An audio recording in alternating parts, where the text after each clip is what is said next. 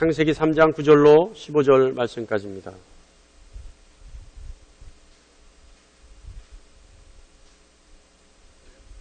다 찾으신 줄 알고 받들어 읽겠습니다. 이것은 하나님 말씀입니다. 여호와 하나님이 아담을 부르시며 그에게 이르시되 내가 어디 있느냐? 이르되 내가 동산에서 하나님의 소리를 듣고 내가 벗었으므로 두려워하여 숨었나이다. 이르시되 누가 너의 벗었음을 내게 알렸느냐? 내가 내게 먹지 말라 명한 그 나무 열매를 내가 먹었느냐? 아담이 이르되 하나님이 주셔서 나에게 함께 있게 하신 여자 그가 그 나무 열매를 내게 주므로 내가 먹었나이다. 여호와 하나님이 여자에게 이르시되 내가 어찌하여 이렇게 하였느냐? 여자가 이르되 뱀이 나를 깨므로 내가 먹었나이다. 여호와 하나님이 뱀에게 이르시되 내가 이렇게 하였으니 내가 모든 가축과 들의 모든 짐승보다 더욱 저주를 받아 배로 다니고 살아있는 동안 흙을 먹을지니라. 내가 너로 여자와 원수가 되게 하고 내 후손도 여자의 후손과 원수가 되게 하리니 여자의 후손은 내 머리를 상하게 할 것이요 너는 그의 발꿈치를 상하게 할 것이니라 하시고. 아멘. 여러분 이거 좀 숙달이 되셔야 돼요. 이것은 하나님 말씀입니다 라고 선포하고 하나님 말씀을 봉독하면 여러분은 하나님 말씀이 맞습니다. 아멘 하셔야 돼요.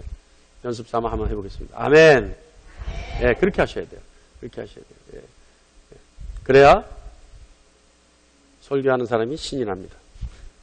자, 우리가 지난주에 마가복음 4장을 함께 나눌 때 여러분에게 성경에는 상식적인 것과 당연한 것에 대해서는 기록하지 않는다, 언급하지 않는다 라고 말하는 것을 여러분 기억하십니까?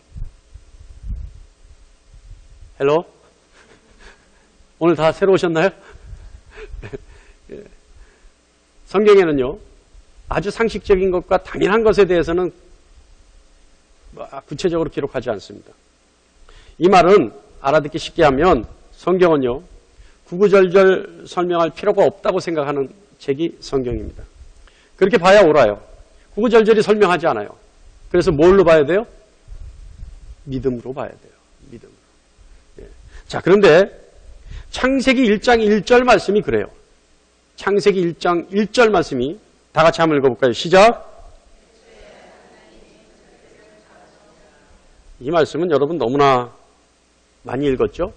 왜냐하면 성경을 읽기 시작할 때 항상 이 말씀부터 시작하니까 중간에 포기하더라도, 성경 읽는 거 포기하더라도 이 말씀은 안 읽고 넘어갈 수가 없어요.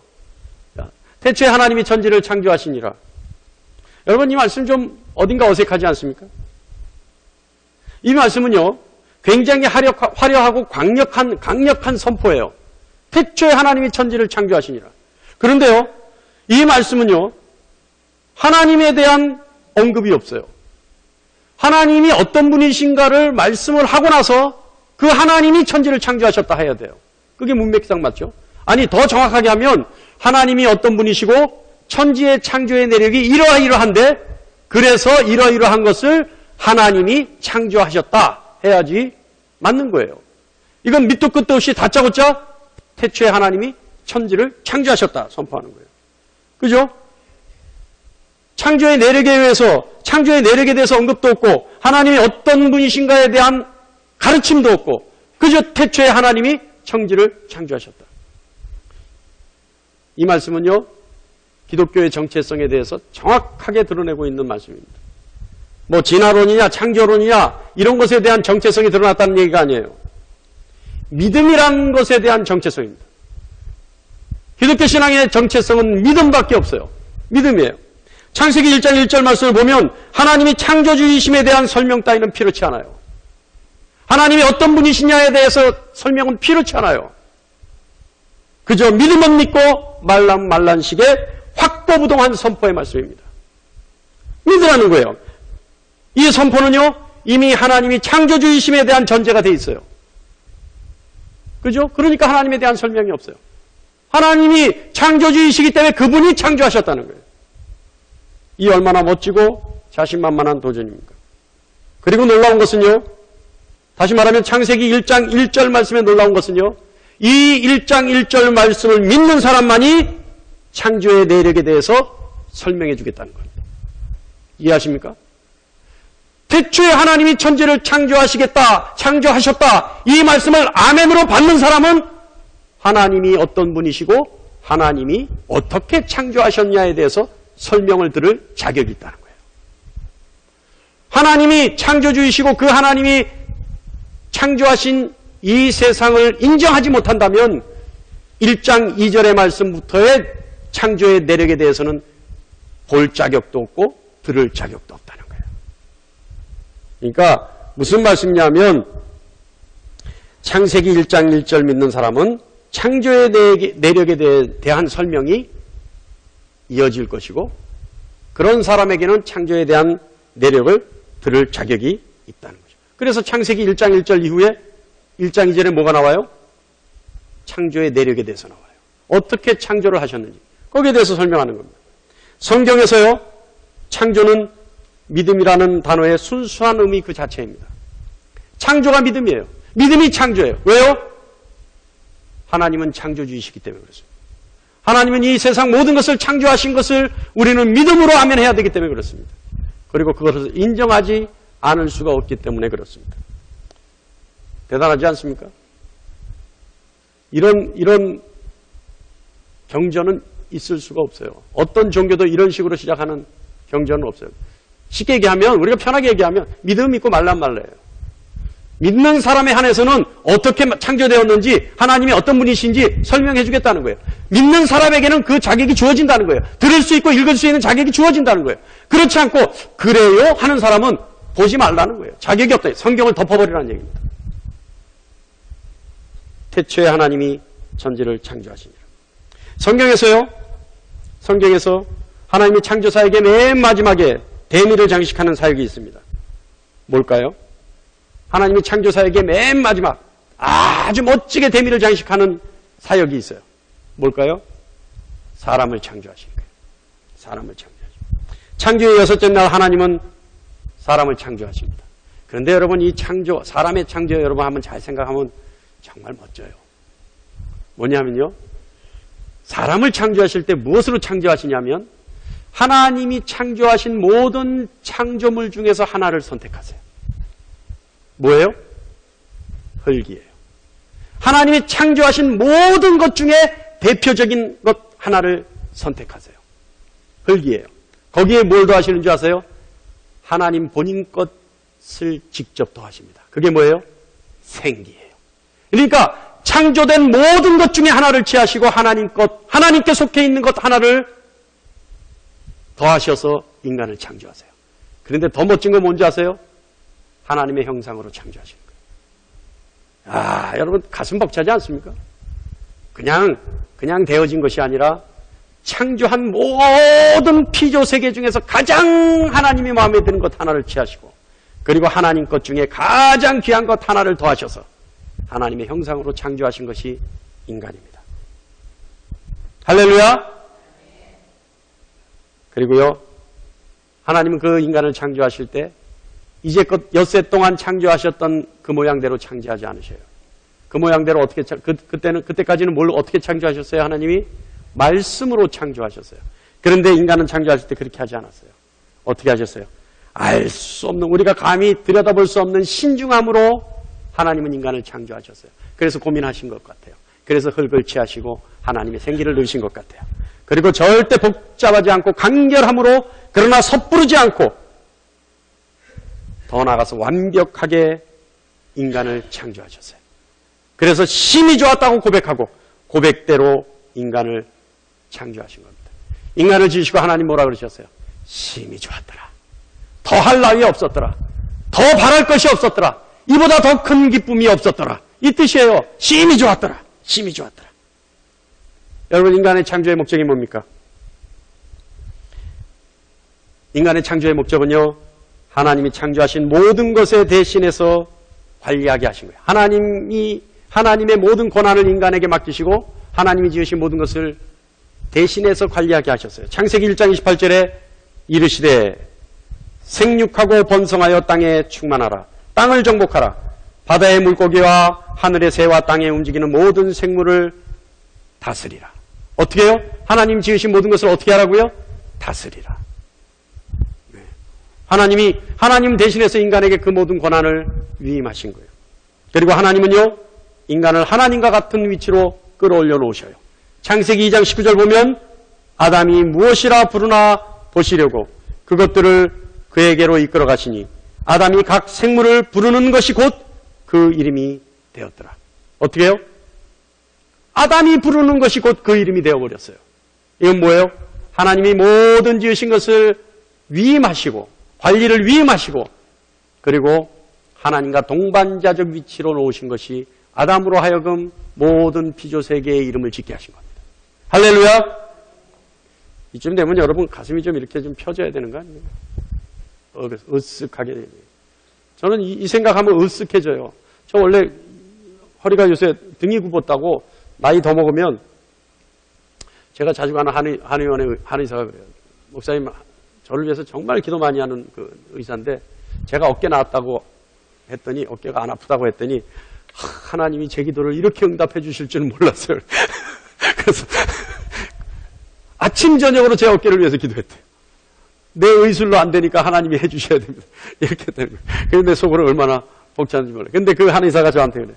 목사님, 등이 굽어 있어요. 네, 굽어 있어요. 근데 이제 굽으면 어떠나 싶었더니 효진이를 생각하셔서 목사님 등을 피셔야 돼요. 효진이가 20살쯤 됐을 때 목사님 벌써 할아버지처럼 꼬부라져가 다니면 안 돼요. 피셔야 돼요. 근데요, 달리 필 운동이 있겠습니까?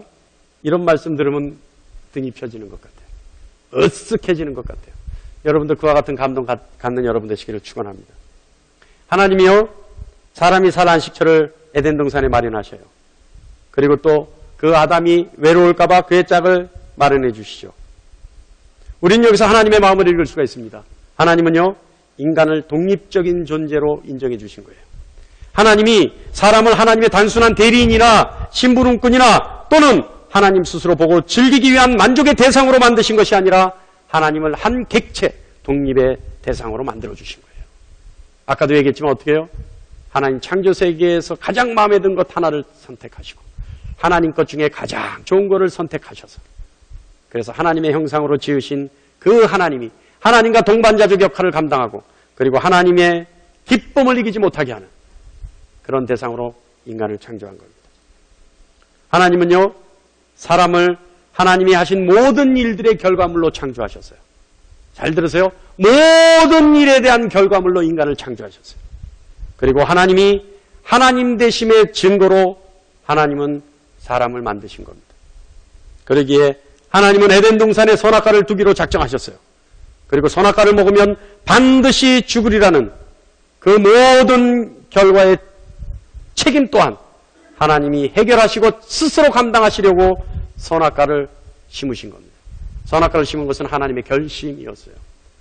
독립된 개체로서 하나님 기쁨을 더하시게 하려고 선악과를 심으신 겁니다. 이 선악과에 대해서는 다음에 한번 창세기 강의할 때 한번 또 하겠습니다. 에덴 동산 생활이 어느 정도 지나갔는지는 알 수 없습니다. 그러나 어느 날 사람은 하나님이 반드시 죽으리라고 했던, 경고했던 선악과를 드디어 따먹어버립니다. 그런데 그 사람들은 선악과를 먹기 전과 먹고 나서 어떤 다른 행동을 보이기 시작합니다. 어떤 행동일까요? 여러분요, 우리가 왜 예를 들어서 감기 바이러스가 몸에 들어오면 발병되기 전에, 다시 말하면 몸살 감기를 앓을 때 바이러스가 들어오면 이불 깔고 눕기 전에 어떤 전조 현상들이 있죠. 전조 현상들이 어떤 현상들이 나와요? 몸이 으실으실하고 재채기가 나오고, 그죠? 콧물이 나고, 그죠? 그리고 자꾸 피곤해지고, 전조 증상들이 있잖아요. 발병되기 전에, 그죠? 그래서 발병이 되면 어떻게 해요? 자리 깔고 알아 눕는 수밖에 없는 거예요. 자, 지금 선악과를 먹고 나서 선악과를 먹기 전과 먹기 후에 발병되기 전에 어떤 증상들이 나타납니다. 아주 특이한 증상들이 나타나요. 그 증상이 뭐냐면 3장 7절에 나타나고 있는 그 증상의 원인이 바로 눈이 밝아져서요. 이에 그들의 눈이 밝아져 자기들이 벗은 줄을 알고 무화과 나무 잎을 엮어 치마로 삼았더라. 어떻게 해요? 눈이 밝아져. 눈이 밝아져. 자, 여러분, 눈이 밝아졌을 때 나타나는 그것이 눈이 밝아진 것이 원인이 되어 나타나는 증상들이 이제 돼요. 이 눈이 밝아졌다는 것은 우리가 아까 얘기했듯이 감기에서 바이러스와 같은 거라고 우리는 일단 예를 들어보죠. 자, 감기 바이러스가 들어갔어요. 눈이 밝아졌어요. 그랬더니 증상들이 나타나기 시작합니다. 증상들은 어떤 증상들이 나타나느냐? 7절에 벗은 줄을 알았어요. 이에 그들의 눈이 밝아져 자기들이 벗은 줄을 알고 벗은 줄을 알았어요. 그 다음에 두 번째는 뭐가 나타나느냐면요. 8절 말씀입니다. 8절 말씀에 그들이 그날 바람이 불 때 동산에 거니시는 여호와 하나님의 소리를 듣고 아담과 그의 아내가 여호와 하나님의 낯을 피하여 동산 나무 사이에 숨은지라. 어떻게 했다고요? 하나님의 낯을 피해요. 하나님의 낯을 피해요. 세 번째 어떤 증상이 또 나타나냐면 10절입니다. 자아를 깨우치기 시작해요. 이르되 내가 동산에서 하나님의 소리를 듣고 내가 벗었으므로 두려워하여 숨었나이다. 누가요? 누가요? 내가. 이때부터는 내가라는 사실을 발견합니다. 내가 누구가? 내가 자기중심 사고가 생겨나기 시작했다는 거예요. 내가 나를 주장하기 시작합니다. 이르되 내가 동산에서 하나님의 소리를 듣고 내가 벗었으므로 두려워하여 숨었나이다. 내가 주장되기 시작해요. 내가를. 자, 4절 보면요. 놀라운 일을 해버려요. 거짓말을 시작합니다. 이르되 내가 동산에서 하나님의 소리를 듣고 내가 벗었으므로 두려워하여 숨었나이다. 여기 거짓말이 있습니까? 없습니까? 여기 놀라운 거짓말이 있어요. 이것이 아담의 죄예요. 이때부터 거짓의 애비가 되는 거예요. 사단이. 뭐라고 하냐면요. 하나님의 소리를 듣고 내가 벗었으므로 여러분 두려워합니까? 2장 25절은요. 벗었는데도 부끄러워하지 않는다고 돼 있어요. 그러면 벗었으면 부끄러워해야 되는데 두려워했다고 얘기해요. 여기서 아담이 왜 두려워했을까요? 하나님이 먹지 말라고 한 선악과를 먹었으므로 두려워하는 거예요. 죄를 지었으므로 두려워하는 거예요. 그런데 죄를 지어놓고 어떻게 했다고요? 벗었으므로 두려워했다는 거예요.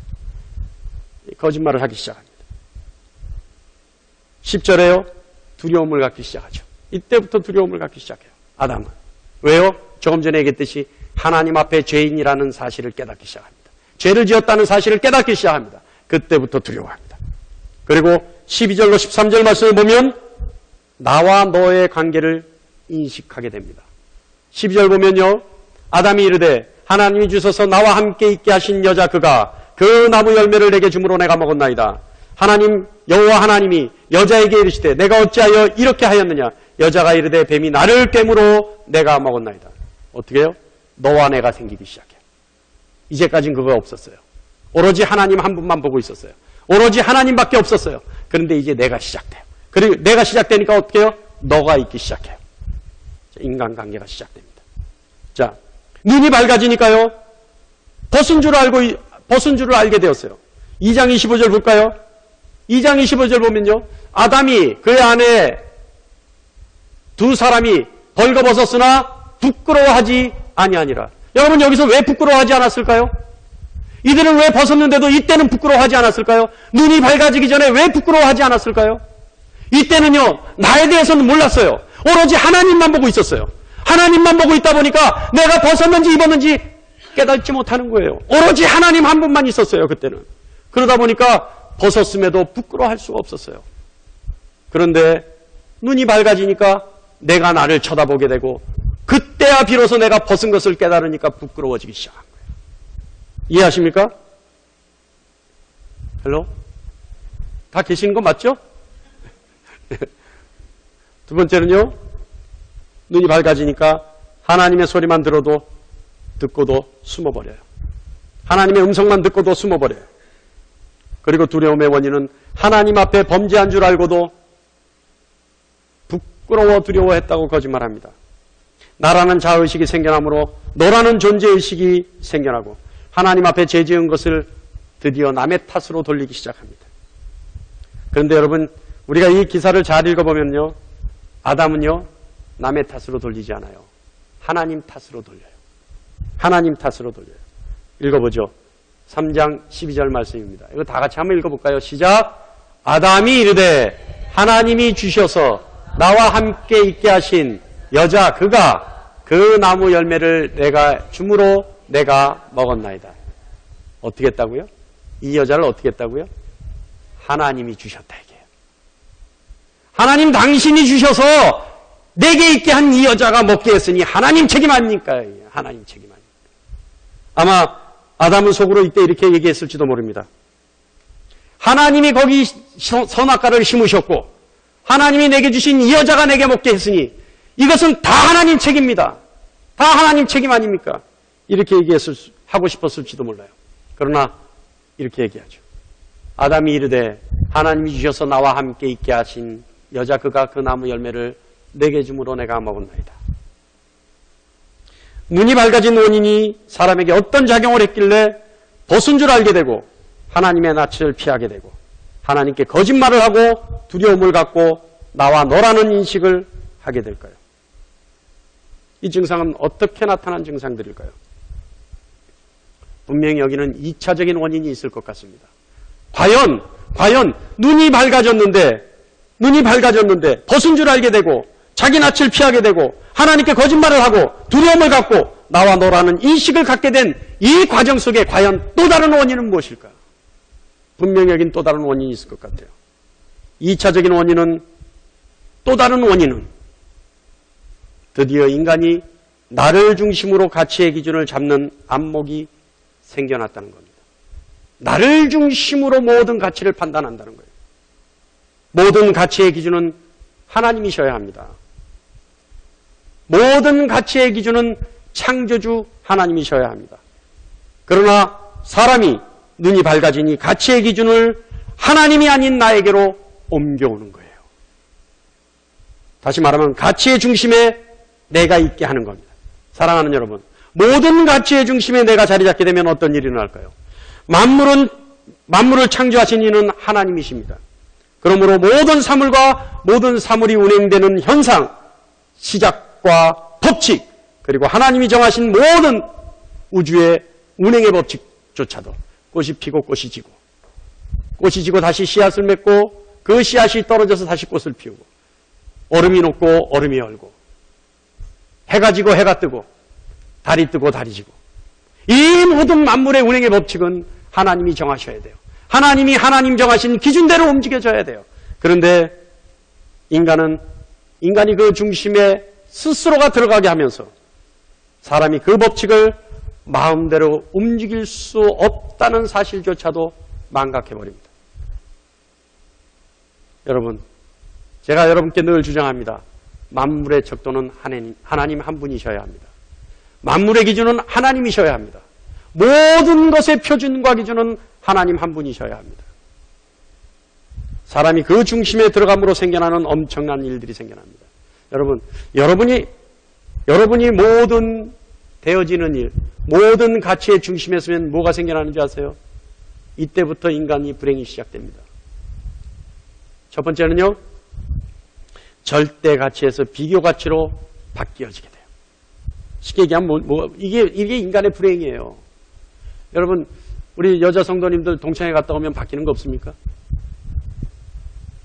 바뀌는 거 없어요, 여러분? 여러분, 할렐루야? 여러분 없으시네요. 동창회 갔다 오면 바뀌는 거 있잖아요. 제 학교 다닐 때 나보다 못했는데. 기집애. 뭐 이상한 거 차고 와가지고. 뭐 이상한 거 입고 와가지고. 그때부터 어떻게 돼요? 그때부터 바가지 긁기 시작하잖아요. 너는 도대체 뭐 했길래 그런 거 하나 나한테 못 사주니? 이거 되잖아요. 그럼 어떻게 해요? 안 되면 어떻게 해요? 못 사주면 어떻게 해요? 빚을 내서라도 사야 되죠. 이게 뭐예요? 비교하는 거예요. 비교하는 거. 또 우리 자녀를 키울 때 안 그럽니까? 옆집 돌쇠는 그러는데 너는 왜 이 모양이냐? 너는 그게 그렇게 안 되냐? 이제 나중에 어떻게 돼요? 옆집 돌쇠가 아니라 형제끼리 비교합니다. 이 형은 그러는데 너는 왜 이게 안 되니? 형한테 그러죠. 네 동생은 이게 되는데 너는 왜 그 모양 그 꼴이냐? 어떻게 해요? 비교하는 거예요. 비교. 하나님이 절대 가치였을 때는 벗었어도 부끄럽지 않았어요. 그런데 가치가 나에게 옮겨오니까, 그 기준이 나에게 옮겨오니까 이제는 인간이 비교하기 시작합니다. 나는 그렇고 너는 왜 이러고, 너는 그런데 너는 왜 그러니? 여러분, 인간의 불행은 여기서부터 시작하는 거예요. 그런데 여러분, 하나님이 나를 사랑하신다는 자존감을 되찾을 수 있기를 바랍니다. 하나님은 나를 창조하시고 여러분 한 사람 한 사람을 창조하시고 하나님은 심히 기뻤다 말씀하셔요. 심히 기뻤다. 더 이상 바랄 것이 없었더라. 하나님 그렇게 말씀하셨단 말이에요. 여러분, 여러분의 무너진 자존감을 되찾으시길 바랍니다. 그러기 위해서는 여러분 비교견을 버려주세요. 버려버리세요. 오로지 하나님 한 분만 바라보세요. 그랬을 때 여러분 벗었어도 부끄럽지 않습니다. 아무리 보잘것없어 보이는 것 같아도 반드시 존재의 가치가 있습니다. 그 어떤 것도 존재의 가치가 없는 것은 있을 수가 없습니다.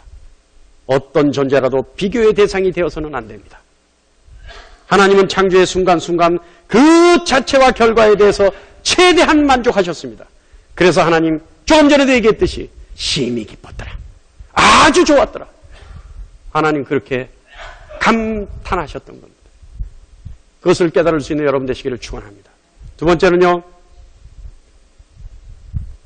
인간이 하나님과 함께 있기를 부담스러워해지기 시작합니다. 이것은요, 죄로 인해서 하나님과 관계가 끊어진 결과인데요. 다시 말하면 기준의 가치가 나에게 옮겨오면서 내 중심이 되어야 되는데, 내가 중심이 되어야 되는데, 모든 일을 나를 통해서 이루어져야 되는데, 그리고 결정도 내가 하고 원칙도 내가 세우고, 그래서 모든 일에 내가 주인이 되어야 되는데, 내가 왕노릇 해야 되는데, 하나님이 주인이시고 하나님이 왕노릇 하시니 어떻게 돼요? 부담스러워지기 시작하는 거예요. 그걸 흔히 뭐라 그래요? 머리가 좀 컸다 그러는 거예요. 인간이 눈을 뜨게 되니까 머리가 커버렸어요. 그러니까 스스로가 주인 행세하고 싶은 거예요. 스스로가 모든 일의 결정권자가 되고 싶어 하는 거예요. 그런데 그것을 하나님이 하셔야 되니 그 하나님이 얼마나 부담스럽겠습니까? 마지막으로 세 번째는요. 인간은 두려움을 갖기 시작합니다. 사실요. 하나님이 모든 것을 결정하실 때는요. 그 결정에 따르기만 하면 돼요. 그러다 보니까 책임이 없어요. 책임에 대한 두려움이 없어요. 그런데 모든 것을 내가 결정하고 내가 시작하고 내가 끝을 봐야 할 때는 모든 것에 대한 책임은 나에게 있기 때문에 사람은 두려움을 갖기 시작합니다. 불확실성이 시대예요.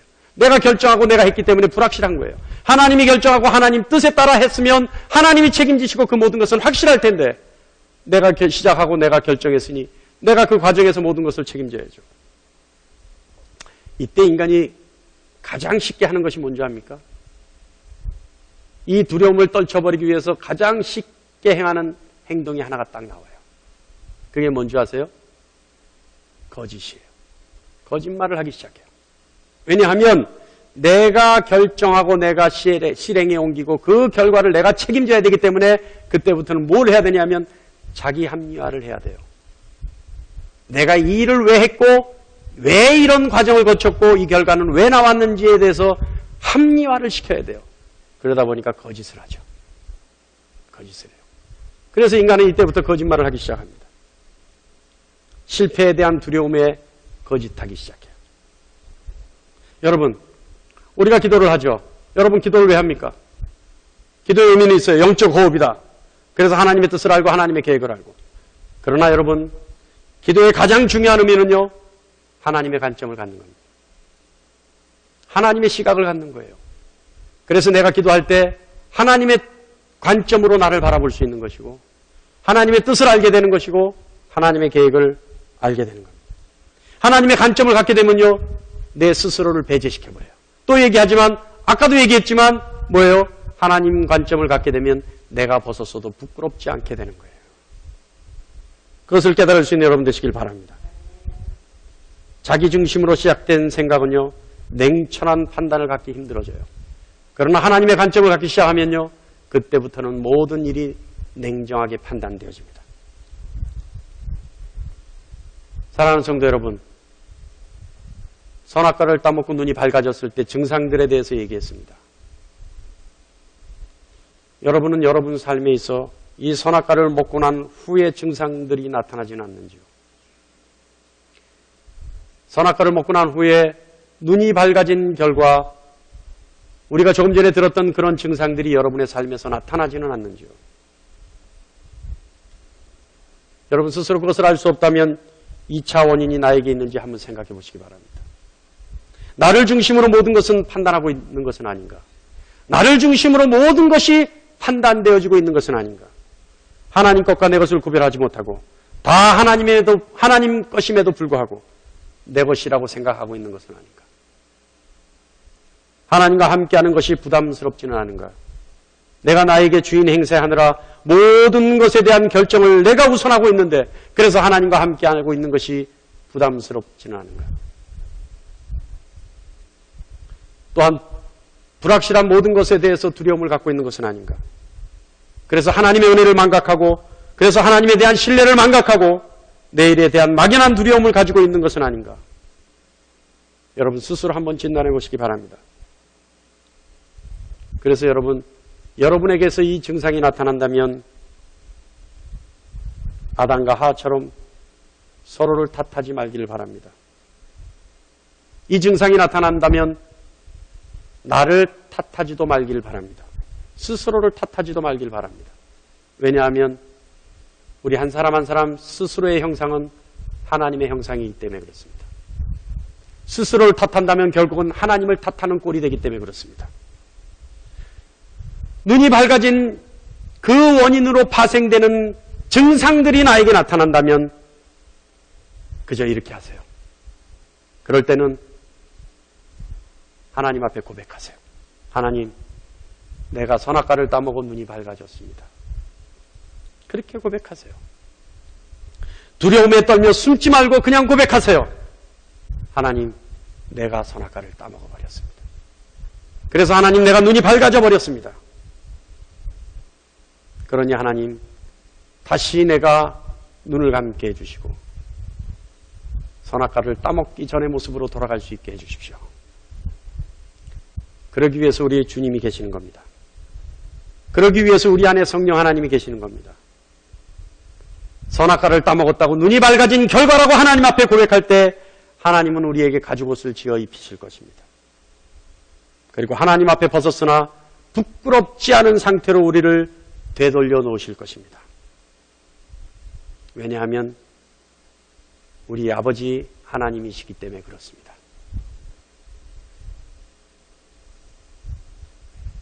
하나님은 그 원인이 무엇인지 스스로 고백하기를 기다리고 계십니다. 그리고 스스로 고백하기를 원하십니다. 그래서 우리 모두가 하나님께로 되돌아가기를 원하십니다. 여러분 이 시간 고백하시기 바랍니다. 만약에 그런 증상이 나타난다면 하나님, 내가 선악과를 따먹었습니다. 우리 가슴에 손을 놓고 한번 고백해 볼까요? 하나님, 내가 선악과를 따먹어버렸습니다. 하나님, 내가 눈이 밝아져 버렸습니다. 하나님, 내가 하나님이 먹지 말라고 한 결코 죽으리라고 하신 그 선악과를 따먹어버렸습니다. 그리고 내가 눈이 밝아져 버렸습니다. 이렇게만 고백하시면 될 것 같습니다. 그러면 하나님이 반드시 우리를 그 자리로 되돌려 놓을 것이라 우리는 확신합니다.